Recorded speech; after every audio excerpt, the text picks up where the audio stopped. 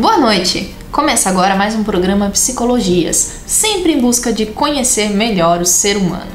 E o tema que nós vamos tratar hoje no nosso programa é o behaviorismo.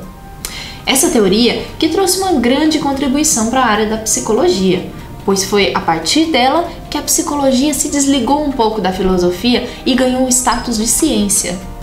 Mas como começou essa teoria? Behaviorismo, o que significa? Behaviorismo vem da palavra behavior e significa comportamento. Logo, essa é uma teoria do comportamento. E ela começou em 1913, quando John Watson publicou um artigo chamado Psicologia, como os behavioristas a veem. Comportamento é definido pela interação do indivíduo com o ambiente. Um dos sucessores mais importantes de Watson na teoria do behaviorismo foi Skinner. Ele é importante porque ele foi um dos pioneiros a conduzir experimentos para analisar o comportamento. E tudo isso foi a unidade básica para a gente entender as descrições que veremos a seguir.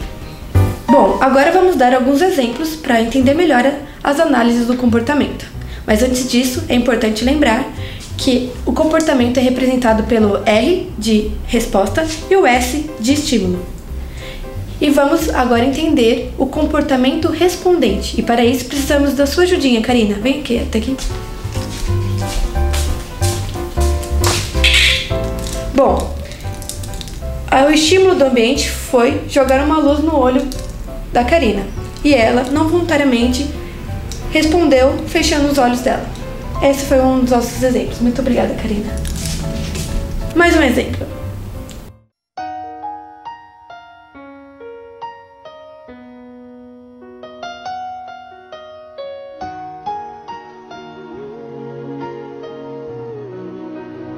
Esses exemplos que vimos são comportamentos respondentes de estímulos incondicionados, o quê? Que geram estímulos que geram respostas do indivíduo. Mas também existem comportamentos condicionados, que dependem da aprendizagem. Os exemplos de estímulos incondicionados e estímulos condicionados. Aqui temos uma água gelada. Toda vez que eu coloco a mão na água, eu sinto a temperatura da minha mão esfriando. Portanto, a água é um estímulo incondicionado. Mas se toda vez que eu colocar a mão na água e eu escutar um som, esse é um estímulo condicionado. Porque se for repetido várias vezes, toda vez que eu for escutar esse mesmo som, eu vou sentir a minha mão esfriando mesmo sem ter colocado a mão na água. Vamos entender um pouco do comportamento operante?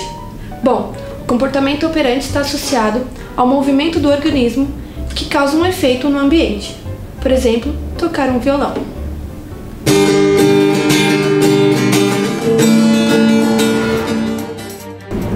Então, nós acabamos de ver sobre o comportamento respondente e o comportamento operante. Então, só para retomar, toda a ação, no caso do comportamento operante, ela é voluntária. Ela está sob o domínio de quem a executa, ao contrário do comportamento respondente, que é apenas uma reação. Então, o comportamento operante ele é 100% aprendido e não tem respostas inatas. Então, vamos dar um exemplo. O ato de dirigir. O ato de dirigir é a resposta à operação de instrumentos. Então, quando eu estou aprendendo a dirigir, uma das coisas que a gente tem mais dificuldade é arrancar o carro normalmente. Então, se eu coloco o pé na embreagem e começo a acelerar e tiro bruscamente da embreagem, o carro vai também morrer bruscamente. Essa é uma consequência que me fará da próxima vez ter mais moderação com o pé. Quer dizer, quando eu começo a acelerar, eu vou tirar o pé bem lentamente da embreagem, para que o carro possa arrancar normalmente. A resposta operante é aquela que vai sendo modelada pela consequência que ela produz. Portanto, nós chamamos de reforço quando a consequência altera a resposta. Então, o que temos são consequências alterando o nosso comportamento. A partir disso, nós temos também o reforço às consequências, que visam alterar a ocorrência de uma resposta. Então, nós temos o reforço positivo e o reforço negativo. Isabela Cardoso. Parabéns, querido. O seu trabalho estava muito bom. Se você continuar assim, você vai passar direto. Obrigada. Acabamos de ver um reforço positivo. É naquele que aumenta a probabilidade futura da aluna ter a mesma resposta.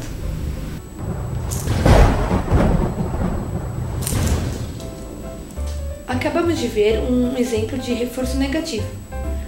Quando eu vi um relâmpago, eu tampei meus ouvidos, evitando o som do trovão. Nós temos ainda outras análises que o behaviorismo desenvolveu, que são a extinção, a punição, a discriminação e a generalização. A extinção é quando a resposta deixa de ser reforçada. Um exemplo, quando uma pessoa está interessada em outra, ela começa a dar indícios do seu interesse, começa a paquerá-la. Se ela é ignorada, a resposta dela pode ser extinta, quer dizer, não quer nada comigo, vou parar minhas investidas. Isabela Cardoso? Sim? Hoje é o dia da entrega do trabalho de psicologia, a senhorita trouxe? Não esqueci. Por favor, estenda sua mão direita. Au! Isso com certeza foi uma punição. Punição é um procedimento de supressão temporária da resposta. A discriminação é quando uma resposta se mantém na presença de um estímulo e é extinta na presença de outro. Por exemplo, quando estou dirigindo, eu paro o carro quando o sinal está vermelho. Porém, quando o sinal está verde, outra cor, eu sei que eu posso prosseguir naquele cruzamento.